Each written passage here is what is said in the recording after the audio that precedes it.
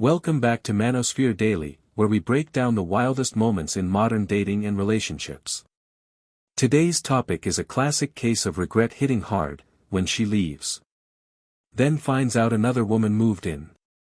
You know the story, she thought the grass was greener, dipped out thinking you'd wait forever, and now she's shocked to see someone else living her dream life. This one's gonna be good. Before we jump in, make sure to like the video, subscribe to the channel, and hit that notification bell so you never miss a drop of real talk. And don't forget to share this video with your friends. Let's spread the word and grow the movement. 4 signs that your girl may be cheating on you, okay? Again, this is not surefire. There may be other excuses or other things going on, but these are 4 signs. Number 1 is that they become more secretive. They become more private about their phone, about their Instagram, about their Facebook, who they talking to, who they spending time with. That's a sign. Number 2, they become more suspicious about what you've got going on. And you know your patterns haven't changed, okay? That's a sign. Number 3 is that they start wanting more alone time, more girl time, out of nowhere. It's like, normally she would go out once in a while, but now she's trying to go out all the time and not be spending time with you. And she doesn't have her phone on her. Her phone's off while she's out. Yeah, that's a sign. Number 4, this is another sign, is that she starts inserting doubts and saying, oh, I don't think this relationship is going to work because you do this or you do that. Just starting to find nitpick about negative things about y'all relationship dynamic that she hasn't done before to insert doubt about. Funny comment on these kinds of ladies. These are the same women who packed their emotional bags, left without a second thought, and expected you to sit around like a sad puppy until they figured themselves out. Here are 4 signs that your ex has moved on and the relationship is really over. The first sign that your ex has totally moved on is through social media. They've blocked you, they've unfollowed you, they don't look at your stories. Perhaps they've even taken every photo down of you on their profile and there's no trace that you ever existed. The next sign is that they tell you that you need to move on. They tell you that you need to get over this, that you need to move on, and you need to put the relationship behind you and move on with your life. Another sign that your ex is moving on is that they are seeing someone else. Your partner is in love and the relationship is serious. The 4th sign is that your ex is indifferent. You have contact with them, you see them, maybe you're even intimate, and your ex is just there. They're just at a stage where the caring and the warmth and the passion is just gone. Leave a comment below, let me know what signs you've seen that your ex is moving on. If you want your ex to regret leaving you, the first thing you have to do is to take your power back. You have to bring your ex back down to earth. Because right now, after the breakup, your ex does think that they can do better than you. They think that the grass is greener. And actually, the more you chase and beg them and text them every day when they're ignoring you, the more you build up your ex's ego.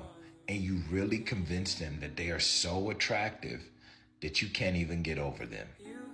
If you want to take your power back, the first thing you have to do through your actions is to show your ex that you can move on. And I'm not saying that there's no chance for you and your ex to get back together.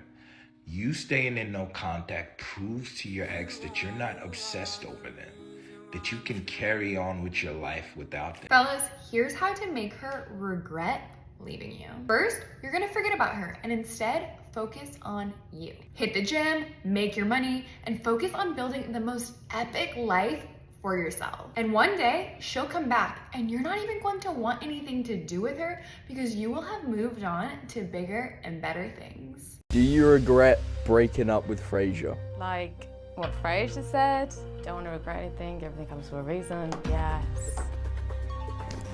That is true. Okay. I always think about how back in the day before there was social media, if you broke up with somebody, there was a good chance you might never even see him again. God, it must have been so easy to get over people.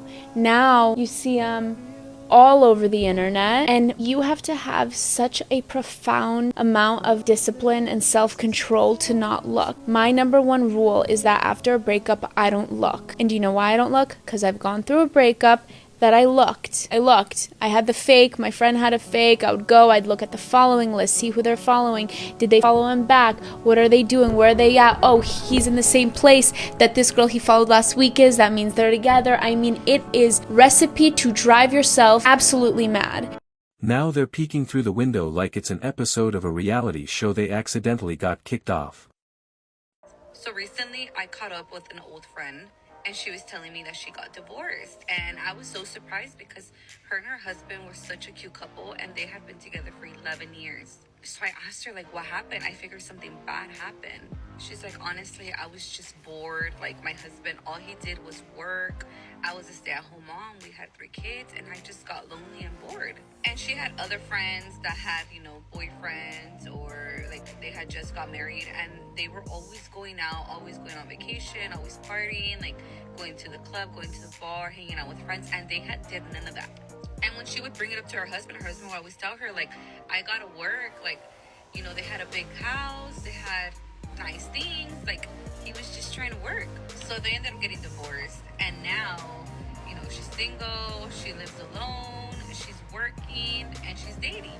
So then I told her, oh, well, that must be exciting, like dating and stuff. And she's like, no, I can hate it. And I was like, why? And she's like, because all they want to do is just have fun. They just want to go to the club, they just want to go to the bar, they just want to hang out, have a good time, and then that's it. She said, no one wants to help me out. Like, I'm trying to find someone that's going to help take care of my kids. She's like, I just want someone to be a provider, not just a good time. Did she really expect to find her dream life outside? She doesn't know it, but those who are out there would want to have the stability she had. And this is what she just found out. Mistaking stability for boring was the reason she found herself in this situation. So I was all like, well, wasn't that what your husband was doing? And she's like, I know. And I guess now her ex-husband is dating someone, like, seriously. They have been divorced for a total of 3 years, and he has been dating this girl for 2 years.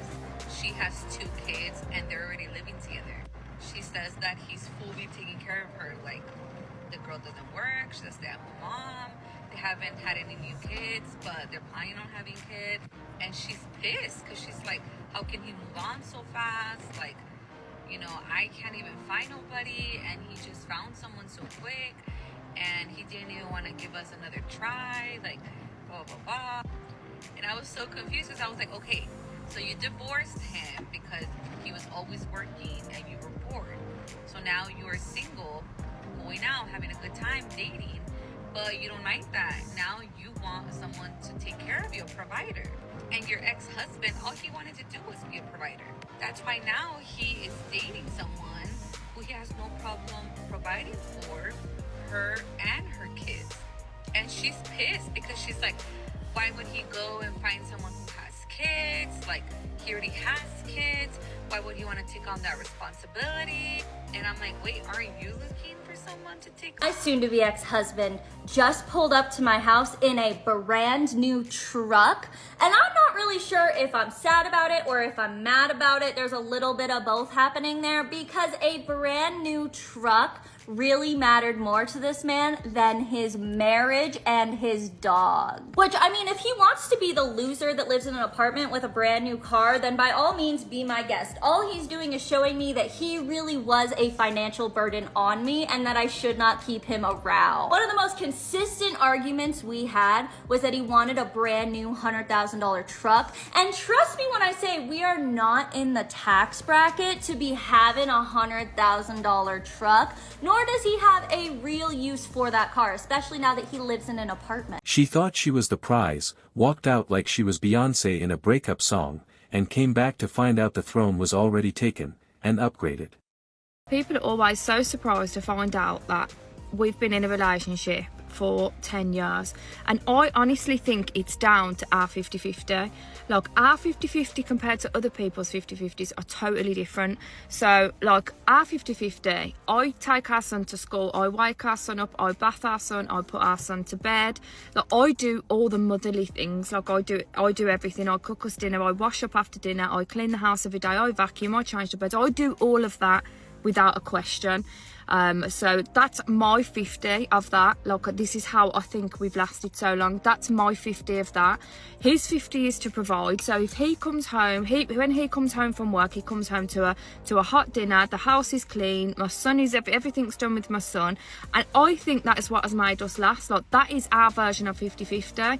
And like, if he wants to come home from work and he wants to go and play on his computer and play FIFA or whatever for the next 4 hours or until he goes to sleep, them things don't faze me. And I think we're just a traditional couple. This is what it was like many years ago. It's only because everything's been so modernised that, you know, men are supposed to do like the school run and the bathing and the cleaning and the this and the that. We was just born in the Stone Age, and honestly I think that is why our relationship lasts, like, and we just go strong through everything, like, is because our 50-50, we are back in the olden days, and back in the olden days people lasted. So the only thing I can think that makes us last is our version of 50-50, because that's what works for us. And not many people might not agree with it, like their 50-50 might be completely different, and that's fine, but that's our 50-50, and we've been together 10 years, and we've been together since teenagers. Like, that is a long time, and that is hard to survive in this generation. So yeah, that's our 50-50. Wouldn't change it for the world. He's the provider, I'm the caregiver, all round. So yeah. Now she's shocked, talking about, you moved on so fast. Ma'am, you weren't on pause, you were deleted. It's always funny how the ones who leave expecting a safety net are the loudest when they realize you've actually got options. Let this be a lesson: when you walk away thinking you're irreplaceable, don't be surprised when someone else moves in and actually appreciates the spot you gave up.